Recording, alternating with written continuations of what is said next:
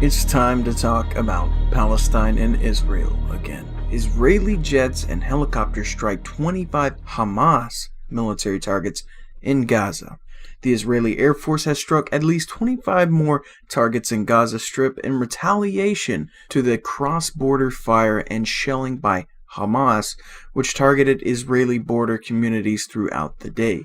So let's take a look at these supposed Hamas strikes. As you can see, there's about a dozen that supposedly actually impacted. And as we know from the past, if there actually is anything fired, it's usually something about the equivalent of a firework that doesn't even have explosive munitions inside of it. To where we see the disproportionate response to Hamas on the Israeli side, to where we see 25 airstrikes on military targets, where we have to remember that there's around 2 million people in this densely populated, about 140-mile wide strip of land, where there's no skyscrapers, no large buildings, everyone's packed in like sardines, and any military strike, especially with bombs, is going to have high numbers of civilian casualties, no matter what. So there's that. And there can be a lot more expanding on that and who's in the right, but I'll wait just a second. In response to these attacks, the United States is calling for an emergency meeting of the UN Security Council in the wake of what it claims to be Palestinian aggression against Israel. Palestinian aggression against Israel. We have Israeli defense analysts coming out and saying Hamas has changed the terms of the game and they will pay for it. So what does that mean? Hamas changed the terms of the game and they will pay for it. Essentially what their defense analysts are saying is that these were peaceful protesters, which the IDF was still killing in cold blood, which there's plenty of evidence out there for you to look at and see. People getting shot in the head for doing nothing more than just standing near a fence in their small little cordoned off concentration camp there in Gaza. But what they're saying now is they're changing the game from sniping innocent protesters to dropping bombs on Hamas military targets. And it's all Hamas's fault, even though Hamas is just a term that's given to anybody that is against the occupation of their said country, which is being occupied. I will get to that in just a second. But here's the whole situation with Hamas. This whole Hamas thing is just a pretext. This is a pretext to give Israel a public right to attack and destroy any resistance whatsoever, even if it's just verbal resistance to their occupation plan, regardless of the circumstances. In fact, it goes so far as the entire creation of Hamas was done by the Mossad, the Israeli intelligence service. There is a good article that's been out for a long time now, you can go read up on it, about how Hamas is a creation of the Mossad. And for most people, that's like, wow, why would Israel create something that's against them? That makes no sense. When the fact of that matter is completely opposite. It is exactly what Israel needs, because it is the very tool that is needed to create a Hegelian dialectic within Israel for them to be able to continue to occupy and conquest in these modern times, where everyone can see everything you do, because the internet and cameras and phones and technology creates that circumstance where they can't do things without people seeing them do things anymore. So Hamas was created again by the Mossad in order to create a Hegelian dialectic. You have the agenda, the centralization of power, or in this case, the occupation of Palestine. Then you have the thesis, manufactured terrorist threat, which is Hamas. You put your agents in place that will follow your orders. Say, launch a few rockets at Israel that aren't going to hurt anybody in Israel. So then you can have the antithesis, which is the repressive police state, or the killing of innocent civilians, which are labeled Hamas because they're against what Israel is doing, which is occupation, which is completely justified due to the circumstances, but thanks to the thesis, they make them look like the bad guys to the public, and that's exactly what they needed. That's the tool that they needed. That's why Israel would create something like that, and that's the fact of the matter. And that leads to the synthesis, the removal of freedoms, the transfer of power from the many to the few, which the many would have been the majority of the people in Palestine back in 1947, to the few, which was the Zionists that were pushing for a Jewish state inside a Muslim majority territory. Again, negating any ancient or thousands years old territorial claim that Europeans think they might have had. Now, if you're new to the whole situation and you're like, what the hell are you talking about? I advise you to go to ifamericanew.org.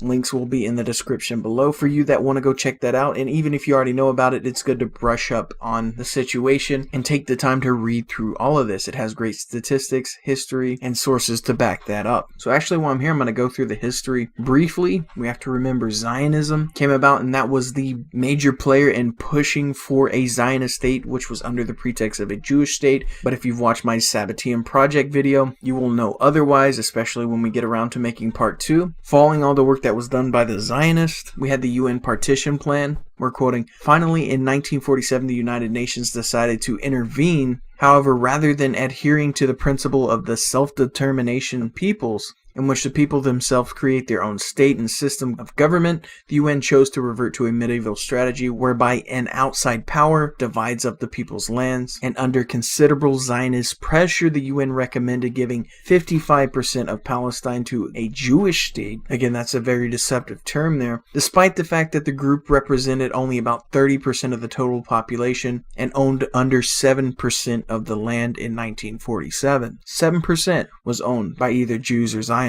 And here comes the kicker. The 1947 to 1949 war, while it was widely reported that the resulting war included 5 Arab armies, less well known is the fact that throughout the war, Zionist forces outnumbered all Arab and Palestinian combatants combined, often by a factor of 2 to 3. Moreover, Arab armies did not invade Israel. Keep that in mind. Virtually all battles were fought on the land that was to have been the Palestinian state, which was designated by the UN. Nearly all the battles, again, were fought on the land that was being given to the Palestinians. It was not an invasion of Israel. Keep that in mind. Finally, it is significant to note that the Arab armies entered the conflict only after Zionist forces, which were funded by France, UK, and the United States, had committed 16 massacres, including the grisly massacre of over 100 men, women, and children at Deir Yazin. Future Israeli Prime Minister Menachem Begin, head of the Jewish terrorist groups, yes, Jewish terrorist groups that was still designated a terrorist group even by the United States, shockingly,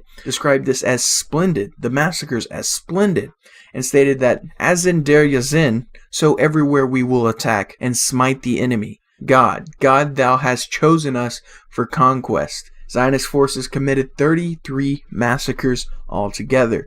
You don't ever hear about this. By the end of the war, Israel had conquered 78% of Palestine. 750,000 Palestinians had been made refugees. Over 500 towns and villages had been obliterated, leveled, and a new map was drawn up in which every city, river, and hillock received a new Hebrew name, as any resemblance of the Palestinian culture was wiped off the map, very literally. For decades, Israel denied the existence of this population. That's true. Former Israeli Prime Minister Golda Meir once saying, "There were no such thing as Palestinians." Can't make this shit up. Now, not enough people know about this one right here, the 1967 war and the USS Liberty. In 1967, Israel conquered still more land following the Six-Day War, in which Israeli forces launched a highly successful surprise attack on Egypt. Israel occupied the final 22% of Palestine that had been eluded in 1948, the West Bank and Gaza Strip. Since according to international law, it is inadmissible to acquire territory by war, these are occupied territories and do not belong to Israel.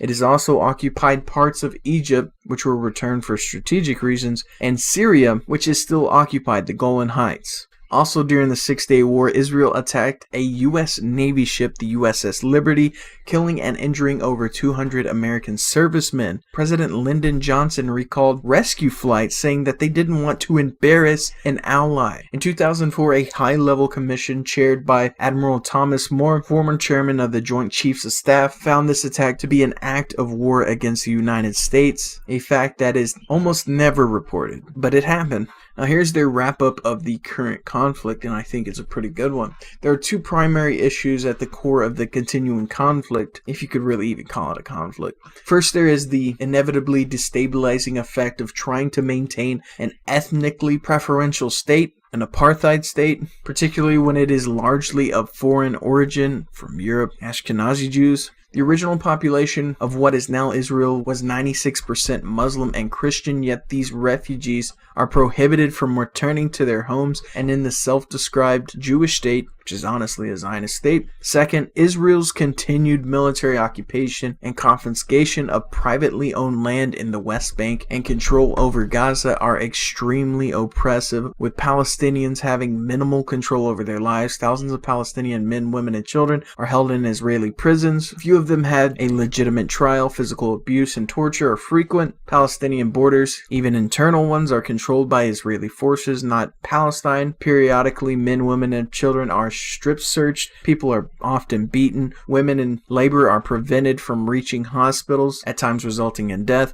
Food and medicine are blocked from entering Gaza, producing an escalating humanitarian crisis. Israeli forces invade almost daily, injuring, kidnapping, and sometimes killing inhabitants. And that's all increased over the past few months tenfold. According to the OSLO peace records of 1993, these territories were supposed to finally become a Palestinian state. However, after years of Israel continuing to confiscate land and conditions steadily worsening, the Palestinian population rebelled. Again, part of that problem, reaction, solution. They created the problem, have the reaction, and institute that solution. We had the same thing in 2000, 2014, and now they're trying to push for another one here in 2018. It could be the last one because they're going to try to finally push and take the rest of the territory. And last but not least is probably the most important fact that we have to realize: U.S. involvement, largely due to special interest lobbying, and U.S. taxpayers give an average of $10 million per day, and since its creation has given more U.S. funds to Israel than any other nation. So this is just a recap of the information on this site, and I highly recommend go check it out if you haven't checked it out already. Again, this is just a representation of the land that has been slowly eroded away from the Palestinians, and it's even less now if we were to update this even more. And the last thing I wanted to show you guys are the statistics. If you read here, these statistics haven't been updated for about a month or so, so the most recent activities that have happened are not on there yet, but still, this is jaw-dropping statistics if you're not familiar with this. Israeli and Palestinian children killed since 2000, 134 Israeli children, 2,167 Palestinian children. Talk about overwhelmingly harsh retaliation. Even if the Hegelian dialectic wasn't in play here, again, since 2000, 1,242 Israelis have been killed and nearly 10,000 Palestinians. Nearly 12,000 Israelis have been injured since 2000 and almost 100,000 Palestinians. Again, we can dump another 10 to 15,000 on over the past few months here, so keep that in mind. And another thing to keep in mind is that most of the Israeli casualties or deaths came back in around 2000 to 2003. Daily U.S. military aid to Israel and the Palestinians. Over $10 million a day to Israel, 0 to the Palestinians. UN resolutions targeting Israel and the Palestinians. 77 targeting Israel for human rights violations and international war crimes. Only 1 to the Palestinians. But as we know, the UN has majority control under the United States, so as long as puppets that are loyal to Israel are still in control of the United States, none of that will be enforced.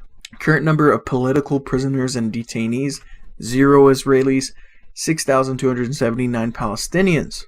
Demolitions of Israeli and Palestinian homes, 0 Israeli homes have been destroyed.